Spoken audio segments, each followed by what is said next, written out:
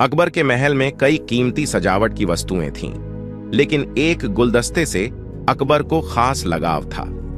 इस गुलदस्ते को अकबर हमेशा अपनी पलंग के पास रखवाते थे। एक दिन अचानक महाराज अकबर का कमरा साफ करते हुए उनके सेवक से वह गुलदस्ता टूट गया। सेवक ने घबराकर उस गुलदस्ते को झोरने की बहुत कोशिश की, लेकिन नाकाम रहा। हार कर उसने टूटा गुलदस्ता कूड़ेदान में फेंक दिया और दुआ करने लगा कि राजा को इस बारे में कुछ पता न चले। कुछ देर बाद महाराज अकबर जब महल लौटे तो उन्होंने देखा कि उनका प्रिय गुलदस्ता अपनी जगह पर नहीं है। राजा ने सेवक से उस गुलदस्ते के बारे में पूछा तो सेवक डर के मारे कांपने लगा। सेवक को जल्दी में कोई अच्छा बहाना नहीं सूझा तो उसने कहा कि महाराज, उस गुलदस्ते को मैं अपने घर ले गया हूं ताकि अच्छे से साफ कर सकूं। यह सुनते ही अकबर बोले, मुझे तुरंत वो गुलदस्ता लाकर दो। अब सेवक के पास बचने का कोई रास्ता नहीं था। सेवक ने महाराज अकबर को सच बता दिया कि वो गुलदस्ता टूट चुका है। यह सुनकर राजा आग बबूला हो गए। क्रोध में राजा ने उस सेवक को फांसी की सजा सुना दी।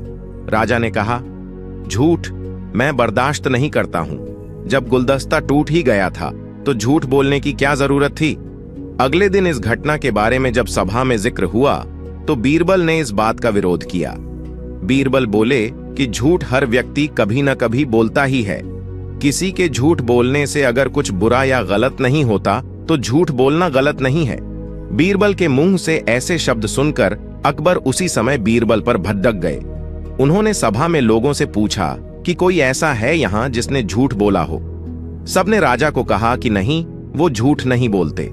यह बात सुनते ही राजा ने बीरबल को राज्य से निकाल दिया। राज दरबार से निकलने के बाद बीरबल ने ठान ली कि वो इस बात को साबित करके रहेंगे कि हर व्यक्ति अपने जीवन में कभी न कभी झूठ बोलता है।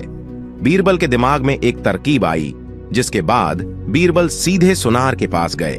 उन्होंने जौहरी से सोने की गेहूं जैसी दिखने वाली बाली बनवाई और उसे लेकर महाराज अकबर की सभा में पहुंच गए। अकबर ने जैसे ही बीरबल को सभा में देखा तो पूछा कि अब तुम यहां क्यों आए हो। बीरबल बोले, जहां पनाह आज ऐसा चमत्कार होगा जो किसी ने कभी नहीं देखा होगा। बस आपको मेरी पूरी बात सुननी होगी। राजा अकबर और सभी सभापतियों की जिज्ञासा बढ़ गई और राजा ने बीरबल को अपनी बात कहने की अनुमति दे दी। बीरबल बोले, आज मुझे रास्ते में एक सिद्ध पुरुष के दर्शन हुए। उन्होंने मुझे यह सोने से बनी गेहूं की बाली दी है और कहा कि इसे जिस भी खेत में लगाओगे वहां सोने की फसल उगेगी। अब इसे लगाने के लिए मुझे आपके राज्य में थोड़ी सी जमीन चाहिए। राजा ने कहा, यह तो बहुत अच्छी बात है, चलो हम तुम्हें जमीन दिला देते हैं।